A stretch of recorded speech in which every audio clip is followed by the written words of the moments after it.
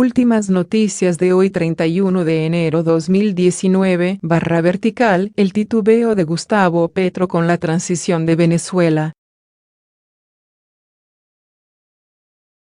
Algunos expertos consultados por Panam Post aseguraron que Petro es evasivo con lo que sucede en ese país, ya que siente afinidad con Maduro. El estallido de la crisis humanitaria en Venezuela hizo que de nuevo la oposición tomara aliento y despertara con el liderazgo del ahora presidente interino Juan Guaidó. Sin duda, este hecho visibilizó los argumentos a favor y en contra de quienes son afines al chavismo y de aquellos otros que piden la salida inmediata del régimen de Nicolás Maduro. En Colombia, una vasta mayoría de políticos y personalidades expresaron su apoyo a Guaidó. Uno de los primeros fue el mismo gobierno de Iván Duque, quien decidió reconocerlo como el legítimo presidente de Venezuela. Sin embargo, a la izquierda no le agradó lo que ocurría en el país hermano. Uno de los primeros en levantar su voz fue el ex candidato presidencial y senador de izquierda Gustavo Petro, quien en varias ocasiones ha tratado de evitar sus críticas al chavismo. Petro catalogó la juramentación de Guaidó como un golpe de Estado contra Maduro, ignorando que la constitución de ese país le permite al presidente de la Asamblea Nacional asumir las facultades del Ejecutivo cuando no hay un presidente legítimo o el cargo está en vacancia. Lo que más llamó la atención de las críticas realizadas por Petro a través de su cuenta de Twitter fue la similitud de sus argumentos con los esgrimidos por Maduro en el balcón de Miraflores el 23 de enero. Los asuntos de Venezuela solo deben ser atendidos y tratados por el propio pueblo de Venezuela, afirmó Maduro desde el balcón. Fueron casi las mismas palabras de Petro, quien afirmó cerrar admiración solo los venezolanos deben solucionar los problemas de Venezuela. Además, Petro señaló que solo un diálogo entre la sociedad venezolana puede frenar la violencia que se abalanza sobre la región, respaldando la misma estrategia que ha utilizado el chavismo para mantenerse en el poder. Dialogar para darle aire a la dictadura. No en vano, Maduro ha acudido a 5 diálogos, lo que le ha permitido seguir controlando Venezuela sin ceder un ápice.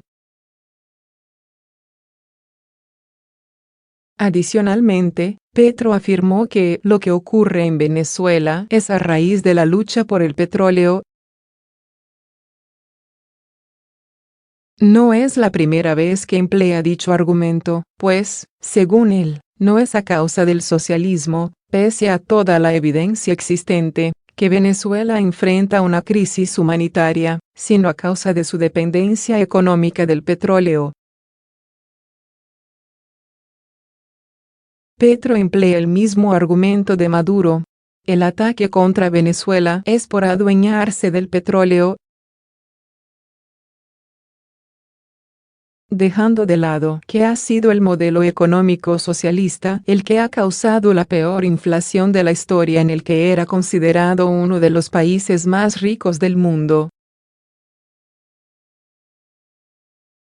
Adicional a lo anterior, Petro agregó que el no reconocimiento de Guaidó por parte de México y Uruguay representa la vanguardia de una solución pacífica para Venezuela.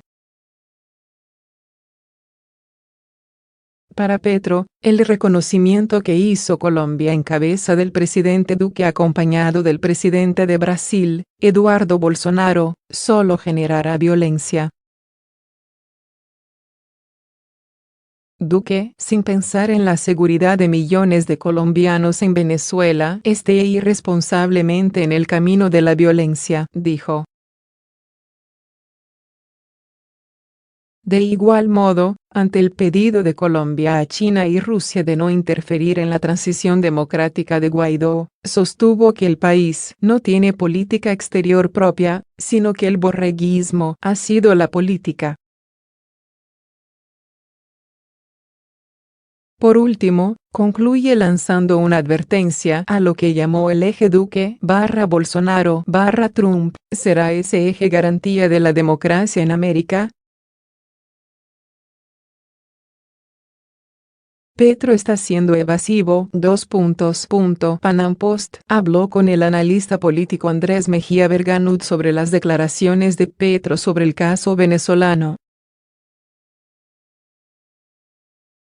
A su juicio, la lectura que hace Petro del conflicto en el vecino país y la transición democrática liderada por Juan Guaidó es evasiva.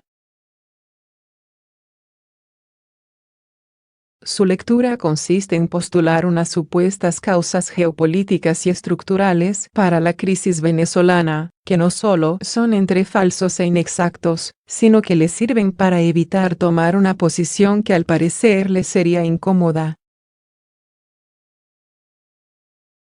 Es como si su corazón lo moviera a apoyar a Maduro, pero sabiendo que ya no puede hacerlo de manera explícita, dijo.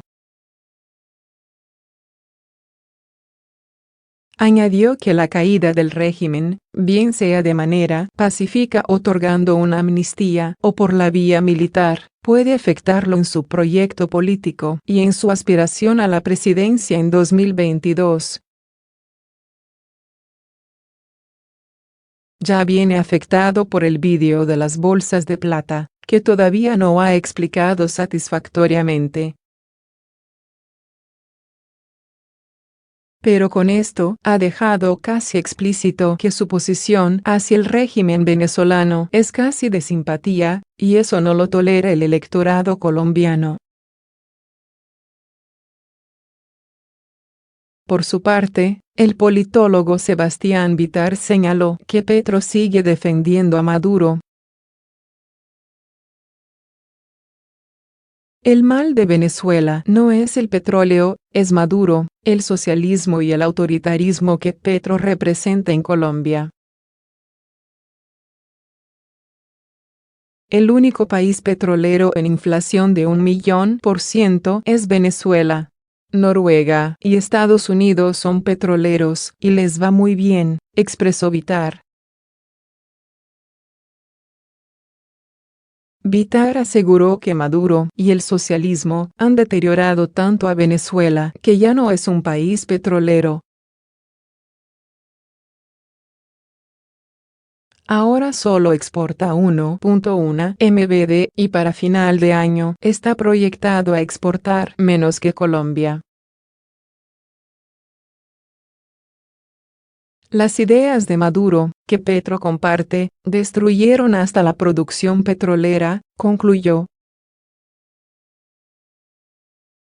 Sergio Fajardo confirma que está pensando en ser candidato presidencial. Según Fajardo, debido a los resultados de las elecciones de 2018, aún siente responsabilidad con la gente que votó por él. El exgobernador Sergio Antioquia reveló, este martes, que está pensando seriamente en lanzarse de nuevo a la presidencia de Colombia.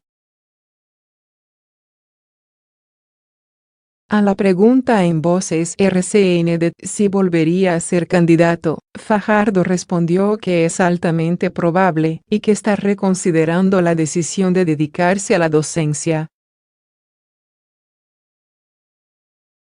Dije que yo quería ser rector de una universidad para trabajar con jóvenes, con maestros, pero después de lo que pasó en la campaña, de esa forma como hicimos remontada del 11 de marzo al 27 de mayo, tanta gente que trabajó cuando se decía que estábamos perdidos, que no había qué hacer, entonces yo siento una responsabilidad muy grande, dijo el exgobernador, en diálogo con Voces RCN.